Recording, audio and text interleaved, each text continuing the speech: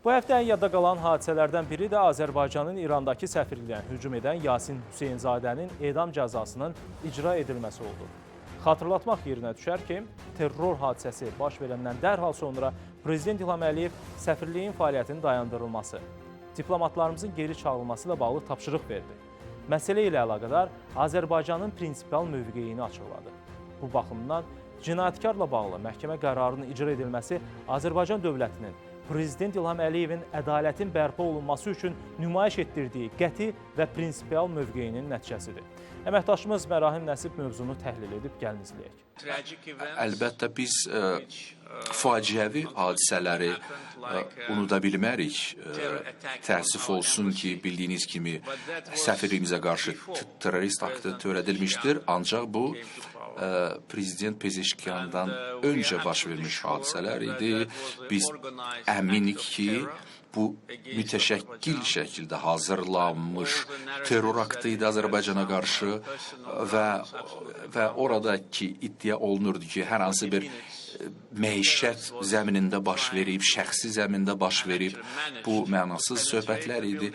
40 dəqiqə ərzində həmin terrorçu səfirliyimizə daxil olmağa çalışırdı və ona müqavimət göstərən yeganə bizim təhlükəsizlik zabitimiz idi. O da silahsız idi. Həmin şəxs bir nəfəri qətlə yetirə bildi.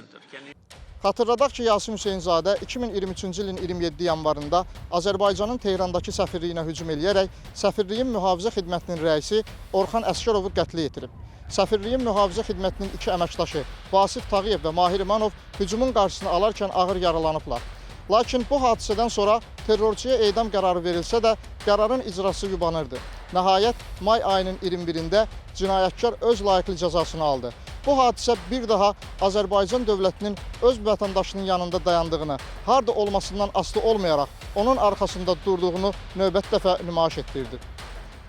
Çünki istər 30 illik işğal dövrü, istərsə də digər məsələlərdə insanlarımızın qanı yerdə qalmayıb, onların qisası alınıb. Azərbaycan dövləti hər məsələdə haqlı mövqeyini ortaya qoyub, ədalətin təntənəsinə nail olub. Şükürlər olsun ki, nəhayət ki, ədalət öz yerini tutdu, o terrorçu öz layiqli cəzasını aldı və edamda Azərbaycan Respublikasının yanındakı səfirliyin əməkdaşları bizim vəkilimiz orada iştirak elədi. Onlar tam belə deyək ki, terrorçunun şəxsiyyətini tanıdılar və terrorçu tam zərərsizləşdi, yəni cansızlaşdıqdan sonra onun cansız bədənində müayinə elədilər. Tam əmin oldular ki, terrorçu öz layiqli cəzasını aldılar. Bizdə bir balaca yüngüllük hissi yarandı ki, bizim övladımızın qatili öz layiqli cəzasını aldı. Qeyd eləyək ki, terror hadisəsi baş verəndən dərhal sonra Prezident İlham Əliyev səfirliyin fəaliyyətinin dayandırılması, diplomatlarımızın geri çağırılması ilə bağlı tapşırıq vermiş, məsələ ilə əlaqədar Azərbaycanın prinsipial mövqeyini açıqlamışdı. Çünki Azərbaycan dövləti hər zaman vətəndaşının yanındadır. Torpaqlarımızın işğaldan azad olunması, bütün şəhidlərimizin qisasının döyüş meydanında alınması dövlətimizin müzəffər Ali Başkomandan Prezident İlham Əliyevin bu məsələdə nə qədər prinsipial mövqe ortaya qoyduğunun da təsdiqidir. Vətəndaşının yanında olan, onu hər zaman qoruyan dövlətimizin haqlı və prinsipial mövqeyi nəticəsində İran tərəfi də anladı ki, münasibətlərin normal axarda davam etməsi üçün ədalət təmin edilməli, cinayətkar cəzalandırılmalıdır. İranda terrorçunun səfirliyimizə hücumu əlbəttə iki ölkə arasında münasibətlərin soyuqlaşmasına və Azərbaycanın İranla münasibətləri az qala sıfır səviyyəsinə endirməsinə səbəb oldu. Səfirliyimizin oradan köçürülməsi Azərbaycanın qətiyyətini, prinsipallığını göstərir. Azərbaycan səfirliyin bərpasını ancaq iki şərtin yerinə yetirilməsidir. Bir, terrorçuya layiq olduğu cəzanın verilməsinə, ikincisi səfirlik əməkdaşlarımızın təhlükəsizliyinin təmin edilməsinə gördü. İran böhtərləri üzərinə götürdü və terrorçunun edam olunması göstərir ki, Azərbaycanın tələbi haqlı idi və bu iki dövlət arasındakı münasibətlərdə hər hansı bir narahatçılığı bir mənalı şəkildə göstərir. Azərbaycan-İran münasibətlərində son zamanlar müsbət tendensiyalar müşahidə olunmaqdadır. Buna baxmayaraq Azərbaycan prezidenti cənab İlham Əliyevin qətiyyəti və göstərdiyi siyasi iradəsi bu münasibətlərdə Azərbaycan səfirinə terror hücumu həyata keçirmiş şəxsin də edamına gətirib çıxaran bir aktla yekunlaşdı. Yaxşı olardı ki, Azərbaycan-İran münasibətlərinin dinamikasının daha da yüksəlməsi üçün həmin hadisənin təşkilatçıları da layiqli cəzalarını alardılar. Məsələnin digər tərəfi isə Azərbaycan-İran münasibətlərində müşahidə olunan istiləşmə ilə bağlıdır. İran prezidenti Məsud Pezeşkiyanın ölkəmizə səfərindən sonra iki dövlət arasında münasibətlərin inkişafında yeni mərhələ başlayıb. Azərbaycan prezidentinin köməkçisi, prezident administrasiyasının xarici siyasət məsələləri şöbəsinin müdiri Hikmət Hacıyev də bu günlərdə Tehranda səfərdə olarkən bildirdi ki, Azərbaycanla İran arasındakı münasibətlər yeni bir inkişaf mərhələsinə qədəm qoyub. İran prezidentinin Azərbaycana rəsmi səfəri, keçirilən görüşlər, nümayəndə heyətləri səviyyəsində aparılmış müzakirələr İran-Azərbaycan əlaqələrində yeni bir səhifə açıb. Azərbaycan-İran münasibətlərinin bu gününə qısa baxış əsasında deyə bilərik ki, səfirliyimizə hücum edən terrorçunun cəzalandırılması da əlaqələrimizin inkişafında müşahidə olunan dinamikanın qorunub saxlanılmasına müsbət təsir göstərəcək. Tərəflər arasında mehriban qonşuluğun bərpa edilməsi ölkə prezidenti cənab İlham Əliyevin prinsipal qətiyyətli mövqeyi ilə bağlıdır. Onun Azərbaycanın suverenliyi üçün haqlı tələblərin ortaya qoyması, tələblərin yerinə yetirilməsi Azərbaycanın artan nüfuzunu göstərir. Eyni zamanda dünya ölkələri üçün də bir nümunədir ki, heç bir zaman ölkələr arasında terror,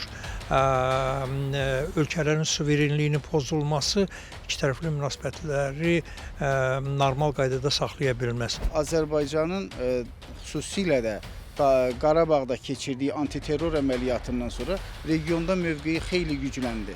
Və bu yalnız regionda deyil, beynəlxalq aləmdə də Azərbaycanın siyasi mövqeyinin güclənməsinə gətirib çıxartdı və artıq İran Azərbaycanın yaratdığı yeni geosiyasi reallıqlarla barışdığını etiraf edir. İkinci faktor kimi İranın ümumiyyətlə yaxın şərqdə, yaxın və orta şərqdə mövqeyinin zəiflədiyini görürük. Üçüncü faktor kimi isə biz İran daxilində ötən bir il öncə baş vermiş hökumət dəyişikliyini görürük. Xüsusilə prezident Pezeşkiyanın hakimiyyətə gəlişi ilə mehriban qonşuluq və dostluq prinsipi əsas götürüldü. Bax, bu amillər hesab edirəm ki, həmin qərarın icrasında mühüm rol oynayıb. Ümumiyyətlə, hər bir ölkənin səfirliyi onun ərazisi hesab olunur. Bu terror aktı təkcə vətəndaşlarımıza qarşı yox, bütövlükdə Azərbaycan dövlətinə qarşı törədilmiş bir cinayət idi. Prezident İlham Əliyev bu məsələdə prinsipial mövqe sərgiləyərək bir daha göstərdi ki, heç kim, heç bir yerdə Azərbaycan vətəndaşlarına və dövlətinə qarşı cinayət törədərək təhlükə yarada bilməz. Harda olurlarsa olsunlar, belə şəxslər mütləq qanun qarşısında cavab verəcəklər. Mən bir onu qeyd etmək istəyirəm ki, əgər ölkə rəhbərinin qəti mövqeyi olmasaydı, edam hadisəsi bu günlərdə baş tutmayaydı, bəlkə də tutmayacaqdı. Ancaq dövlət rəhbəri öz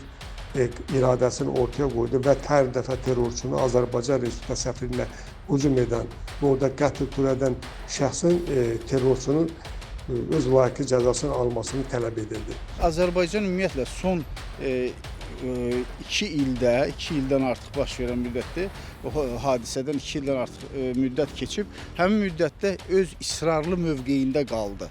Və İran tərəfi gördü ki, Azərbaycan heç də zəif deyil və öz siyasi iradəsini diktə etməyi bacaran ölkədir. Bütün bunlar alqışlanan məsələdir və hesab edirəm ki, münasibətlərin inkişafına müsbət təsir göstərəcək. Azərbaycan-İran əlaqələrində baş verən müsbət hadisələr iki ölkənin yaxınlaşması, regional əməkdaşlıqla yeni formatların tapılması baxımından önəm daşıyacaq və İran gələcəkdə Azərbaycanla bağlı siyasətində ciddi redaksiyalar edərək artıq belə demək mümkünsə Zəngəzur dəhlizi ilə bağlı qırmızı xətlərini təkrarlanmayan bir siyasət göstərə bilər. Bu Azərbaycanın da gözləntilərindədir və Azərbaycan bu gözləntiləri, bu strategiyasından irəli gələn məsələləri İran dövlətinin diqqətinə çatdırır. Təbii ki, sadalanan məqamlar və faktlar təsadüf nəticəsində baş verməyib. Yaranmış bu situasiyalar Azərbaycanın beynəlxalq münasibətlər sistemində artan nüfuzu və regional gücə çevrilməsi fonunda mümkün olub. Nəticədə ölkəmizi itirilməz və sözü qəbul edilən tərəfdaşa çevirib. Bu reallıqla isə barışmamaq mümkün deyil. Mərahim Nəsib, Yavər Rüstəmli, xüsusi olaraq Diqqət Efir üçün.